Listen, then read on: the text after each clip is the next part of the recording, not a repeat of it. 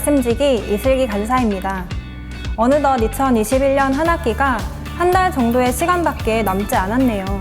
마지막까지 우리가 멈추지 않고 끊임없이 주님의 뜻을 구하고 주님을 닮아가기를 소망해 봅니다. 여러분은 혹시 겉모습을 보고 사람을 대한 적이 있지 않나요? 오늘 본문의 말씀을 통해 지체들을 대하는 우리의 태도에 대해 오늘 주님께서 우리에게 무엇을 도전하시는지를 저와 함께 알아보도록 합시다.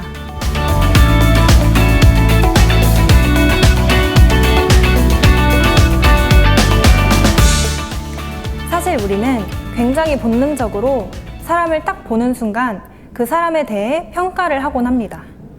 이런 옷을 입었네? 이런 신발을 신었네? 이런 가방을 맸네? 이 정도의 사회성과 경제력을 가진 사람이겠구나 하고 말이죠. 저 또한 이런 영역에서 예외는 아닙니다. 본능적으로 우리는 이 사람이 우리가 살아가는 사회 속에서 중요한 존재인지, 나에게 도움이 될 존재인지, 내가 어떻게 이 사람을 대해야 하는지를 판단합니다. 그럼 여기서 다른 사람들을 바라보고 대하는 우리의 시선과 태도는 이대로 괜찮은 것일까요? 세상과 구별된 그리스도인으로서 사람들을 대하는 태도에 있어서 어떻게 세상과 구별된 삶을 살아갈 수 있을까요? 먼저 본문의 말씀을 함께 봅시다. 오늘 본문 말씀에 보면 야고보가 형제들, 곧 모든 그리스도인들에게 권면하는 내용이 나옵니다. 우리가 예수 그리스도에 대한 믿음을 가졌기 때문에 사람을 차별하여 대하지 말라고 야고보는 권면합니다. 그러면서 한 가지 예를 들어 설명하고 있는데 우리의 모습을 조금 돌아볼 수 있을 것 같습니다. 두 사람이 있습니다. 한 사람은 금반지를 꼈고 좋은 옷을 입고 회당에 들어갑니다. 또 한 사람이 있습니다. 이 사람은 남루한 옷을 입은 가난한 사람입니다. 첫 번째 사람을 본 사람들은 그가 들어올 때 그를 눈여겨보았다가 좋은 자리로 인도합니다.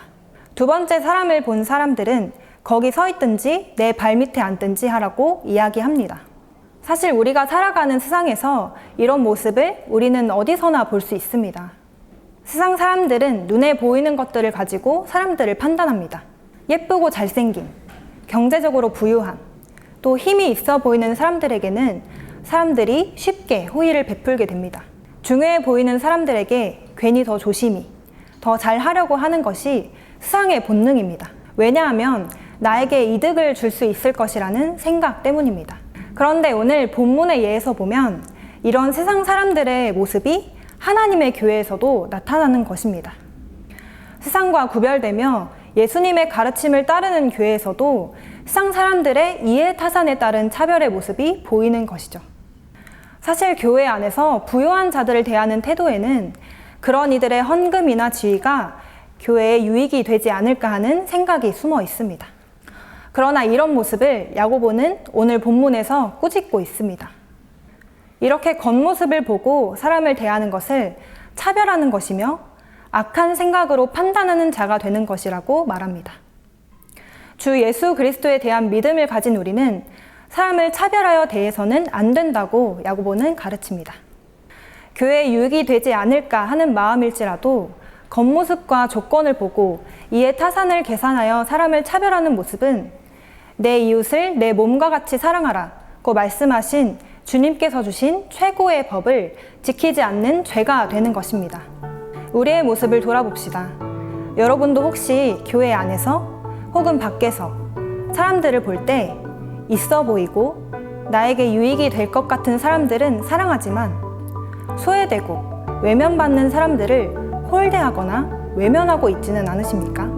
세상 사람들은 힘이 있고 능력이 있고 사랑받을 가치가 있는 사람들에게 관심을 가지지만 하나님의 관심은 소외받고 가난한 사람들, 세상에서 사랑받지 못하는 사람들에게 있습니다. 여러분의 시선은 어디를 향해 있습니까? 매력적이고 능력 있는 사람들에게입니까? 아니면 소외받고 사랑이 필요한 사람들에게입니까? 주님의 시선을 가지고 진짜 예수님과 같이 이웃을 사랑하는 우리가 되기를 소망해 봅니다. 샬롬.